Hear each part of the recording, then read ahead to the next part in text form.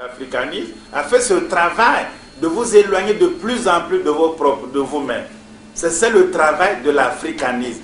Tous les africanistes, sans exception, ont eu mandat, mission d'éloigner les Africains de l'Afrique. Le génocide qu'ils appellent maintenant, c'est eux qui ont fait ça.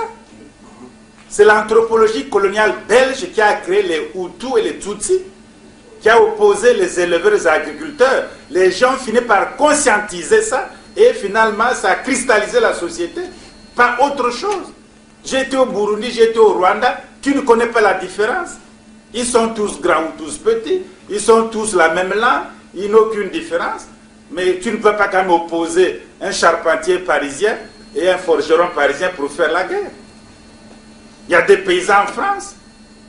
Non, il n'y a pas d'éleveurs, pas d'agriculteurs. On voit bien avec les intempéries qu'ils souffrent. Et qu'ils sont nombreux.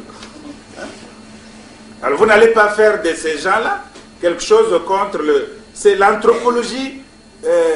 Mais ils ont fait ça partout. Les Balouba, aux Zaïre, les Baloubaïsés.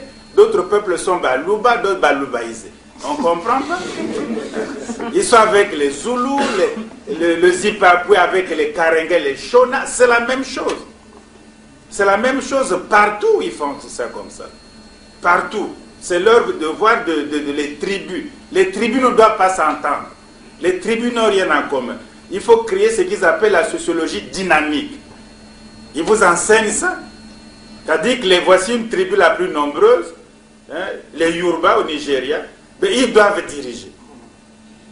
Hein, les Aoussa sont les plus nombreux, ils doivent diriger le Nigeria. Mais ce n'est pas comme ça. On ne dirige pas au nom du grand nombre des tribus. Hein?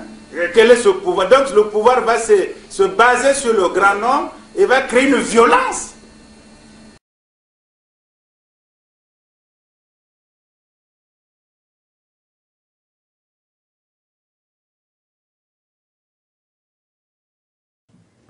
« 85% de Hutus, 15% de Tutsis. Nous sommes au Rwanda dans le cadre d'un vieil État qui existe depuis le XIIIe, XIVe siècle, monarchie, et cet État est dirigé par la minorité Tutsi. Les Tutsis qui vont pratiquer le contrôle des naissances, alors que les Hutus vont au contraire pratiquer la lapinade. Pourquoi les Tutsis pratiquent-ils le contrôle des naissances? Parce que ce sont des éleveurs de bétail. Et ils savent que sur un pâturage, si on met trop de vaches, le pâturage est épuisé et les vaches crèvent. Et comme les éleveurs vivent du lait et du sang des vaches, si les vaches crèvent, ce sont les Tutsis qui meurent. Donc, ils alignent le croît humain sur le croît du bétail et ils ont intégré dans leur civilisation cette harmonie entre les possibilités du sol et les possibilités de vie de l'homme par rapport à ce sol. Chez les Hutus, totalement différent. Car le Hutu est un agriculteur, un sédentaire, qui a besoin d'une force de bras. Car plus il y a de bras et plus on défriche et plus on récolte et plus on a de gros greniers, et plus on a de gros greniers et plus on a de dépendants, et plus on peut organiser des gros villages bien solides pour résister aux dangers extérieurs. Donc, vous voyez, deux logiques totalement différentes.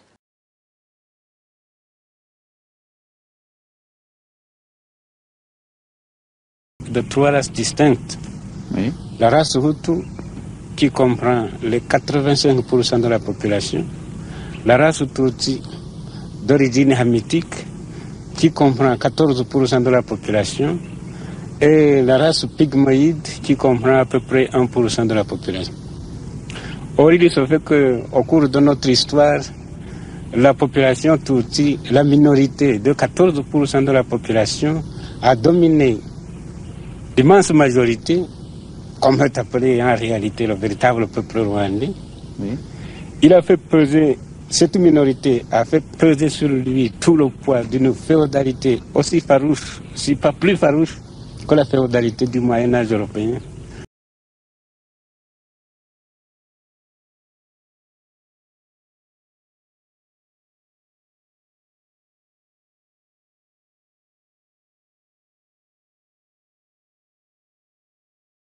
Je vais commencer par vous expliquer Ce que c'est le Hutu et le Tutsi, j'imagine que vous pensez sont des ethnies au Rwanda qui se sont massacrées. A priori, c'est comme ça que les gens pensent. Mais laissez-moi vous dire que nous ne sommes pas d'abord des ethnies. Nous sommes un même peuple qui parle une même langue dans tout le Rwanda. Nous avons une même culture, nous avons les mêmes traditions. Avant la christianisation du Rwanda, nous prions à un même Dieu, un seul et unique. Nous n'avons jamais eu d'idole et notre Dieu, nous l'appelons Imana. Nous l'avons remplacé depuis la christianisation, mais on prie parfois les deux, parce que c'est très difficile d'abandonner sa culture. Parce qu'avant même la division du peuple, on a tué sa culture. Et le mot Hutu et Tutsi ont toujours existé dans notre pays, dans notre culture. Seulement, ce n'étaient pas des ethnies, c'était des classes socio-économiques basées sur la vache. Quand vous aviez beaucoup de vaches, plus de 10, vous étiez Tutsi. C'est comme si on disait qu'on était riche. Et quand vous aviez moins de 10, vous étiez Hutu. Mais attention, on pouvait être Tutsi cette année et dans 2 ans être Hutu si il y avait une épidémie bovine et que vous avez perdu les vaches, que vous ne remplissez plus les normes d'être au rang de Tutsi. Donc en ce moment-là, comme Tutsi, vous deveniez Hutu. Et le Hutu qui avait eu beaucoup de naissances, par exemple de vaches, alors il devenait Tutsi. Donc c'était une compétition de la population. Mais depuis la colonisation, cela a été cassé. Parce qu'on a décidé qui sera Hutu, qui sera Tutsi. Mais au nom de la science aussi, nous avons été ethnicisés en Hutu et Tutsi. Parce que quand le Rwanda fut découvert, les scientifiques n'ont pas compris comment un pays africain noir pouvait être comme ça, aussi structuré, aussi bien organisé d'une façon administrative. C'était incompréhensible pour les Noirs. Les Noirs ne pouvaient pas faire ça. Il y avait quelqu'un qui avait fait ça pour eux. Donc, en ce moment-là, quand les scientifiques aussi sont arrivés, qu'ils ont vu tout ça, ils se sont dit non. Après ces chefs, il y a des sous-chefs partout sur les collines, il y a des moyens de communication qui sont le tam-tam, il y a... Non, c'est pas possible. Mais ils se sont dit, ces organisateurs doivent être plus intelligents que les autres. Alors la division commence, notez bien, ils ont mesuré les tempes, le contour de la tête, la longueur du nez, pour décider qui est plus intelligent que qui a un plus grand cerveau. Donc, c'était le Tutsi. Alors, ils ont mis... Nous, on n'avait pas de carte d'identité. Notre carte d'identité, c'était notre langue commune.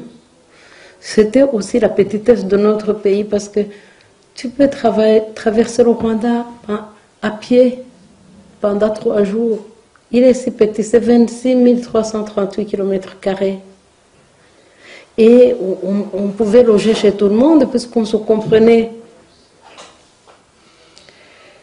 Et alors, finalement, les Hutus qui étaient aussi au pouvoir, qui étaient des chefs ou des sous-chefs ou quoi, ont été abolis. Parce que d'office, ils étaient moins intelligents. D'ailleurs, ils n'étaient pas beaux. D'ailleurs, ils ont trouvé toutes les raisons pour nous diviser. Et nous y avons cru. C'était la science. Donc le Tutsi a évolué dans un complexe de supériorité et le Hutu dans un complexe d'infériorité. Je suis plus intelligent, je suis plus beau, je suis plus. Et l'autre, évidemment, le blanc a dit que je suis moins et je suis moins.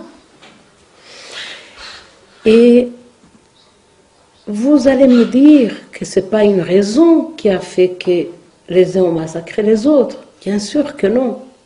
Mais la haine a été institutionnalisée parce que on a fait faire des travaux de développement, donc les travaux qui étaient forcés puisque personne n'était payé pour ce qu'il avait fait. Et c'est le petit peuple qui faisait ce travail. Donc les petits Tutsis qui étaient Tutsis dans le temps, qui sont devenus Hutus ou les Hutus ou d'autres, mais pas les chefs. Et alors, il y a eu la mise sur pied du fouet. L'homme qui n'avait pas bien travaillé était fouetté devant sa femme et ses enfants. Donc les complexes se sont accumulés et la haine a été institutionnalisée. Les complexes, les jalousies, tout est resté. Que l'adversaire vous tue intellectuellement, il vous tue moralement avant de vous tuer physiquement. Mais c'est de cette manière que l'on a supprimé des groupes entiers. On vous nie en tant qu'être moral, on vous nie en tant qu'être culturel. On ferme les yeux, on ne voit pas les évidences. On compte sur votre complexe, sur votre aliénation, sur le conditionnement, les réflexes de subordination et sur tant de facteurs de ce genre.